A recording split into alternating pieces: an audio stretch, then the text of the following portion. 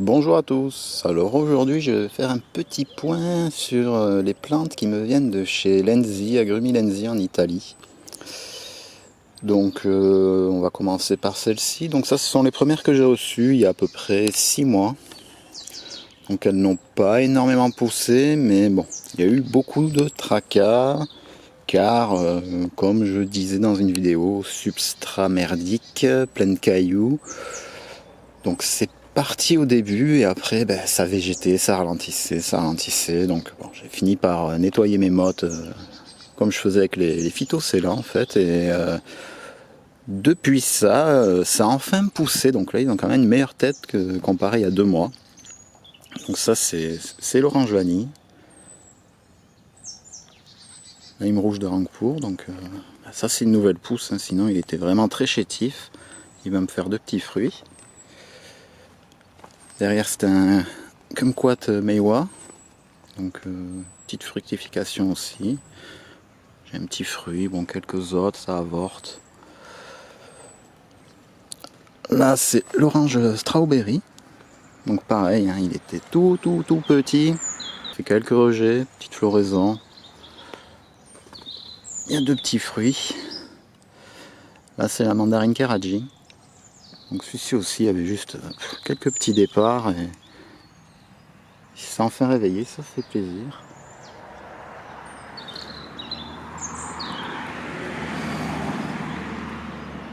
Ensuite on passe sur le pamplemousse au nez. Donc lui aussi, bon c'est honorable. Là il me refait pas de pouce encore, mais j'espère bien qu'il va se décider à en faire une. Et là voilà le cédra Mangiagli. Pareil, qui a très bien poussé d'un côté. De l'autre côté, là, c'était un peu plus timide, mais j'espère bien que ça va finir par s'équilibrer. Donc on continue ici avec le lime de Tahiti panaché. Donc lui aussi, il a quand même sacrément poussé. Il a bien aimé son rempotage et nettoyage de racines surtout. Parce que bon, si vous le comparez avec le lime de Palestine à côté, c'est marrant, la structure de pousse est plutôt semblable. Donc voilà, en plus, il me fait un joli fruit. Donc, il est sympathique. Et de ce côté-là, il y a aussi la poire du commandeur. Donc pareil, hein, toutes ces plantes végétées. Vraiment, ce nettoyage de racines et le rempotage les a bien aidés. Et là, on finit le tour avec le macrophylla panaché. Donc lui aussi, il a vraiment aimé le fait d'être rempoté, enfin, d'avoir les racines nettoyées aussi, parce que ça y est, il pousse. Parce que lui, c'était assez misérable, il avait essayé de faire un rejet de pousse à un moment, mais très chétif, ça n'a pas beaucoup poussé. Et là, voilà, c'est parti.